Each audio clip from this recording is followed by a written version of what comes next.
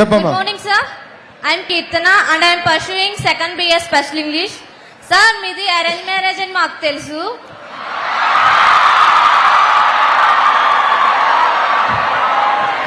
After మీ marriage మీ మధ్య love అనేది ఎలా స్టార్ట్ అయింది సార్? అంటే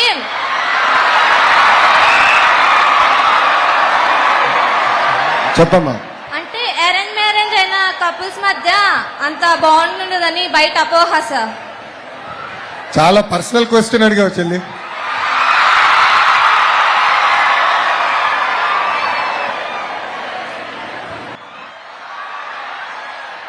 అప్పుడు నా వయసు 24.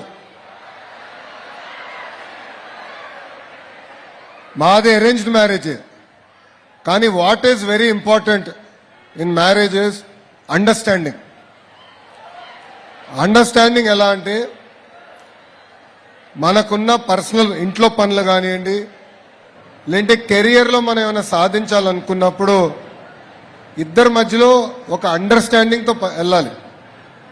ఇప్పుడు నాకు పెళ్ళై 19 సంవత్సరాలు అయింది. 19 ఇయర్స్. 19 ఇయర్స్ బ్రహ్మని నేను నేర్చుకుంది అది.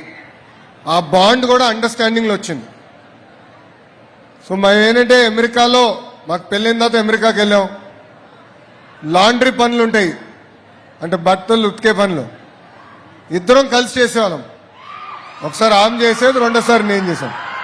అట్లా ప్రతిదీ లైఫ్లో అనేది గివ్ అండ్ టేక్ ఉండాలి. అండర్స్టాండింగ్ అనేది చాలా చాలా అవసరం. ఇప్పుడు నిజంగానే ఈ జనరేషన్ పైన వాళ్ళు ఒక చైతన్యం తీసుకురాలి. ప్రతి చిన్నాట్లకి డిసగ్రిమెంట్లు వస్తున్నాయి. ప్రతి చిన్నాట్లకి అది కష్టం అంటున్నారు. Life is all about an understanding. మన తల్లిదండ్రులు చూసి నేర్చుకోవాలి, మన అవ్వతాతలు చూసి నేర్చుకోవాలి. That is greater bond, greater understanding. That is the strength of an Indian family. ఈరోజు భారతదేశంలో ప్రపంచంలోనే అతి తక్కువ డివోర్స్ రేట్స్ ఉన్నాయంటే దానికి కారణం మన ఇండియన్ ఫ్యామిలీ సిస్టమ్. ఆ ఫ్యామిలీ సిస్టంలో అండర్స్టాండింగ్తో.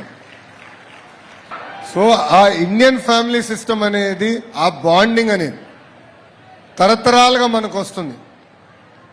టెక్నాలజీ మారచ్చు, ఆర్థికంగా మనందరం పైకి రావచ్చు, కానీ ఆ ఇండియన్ ఫ్యామిలీ సిస్టమ్, ఆ బాండ్ ఏదైతే ఉందో అది మనం మర్చిపోకూడదు చెల్లి.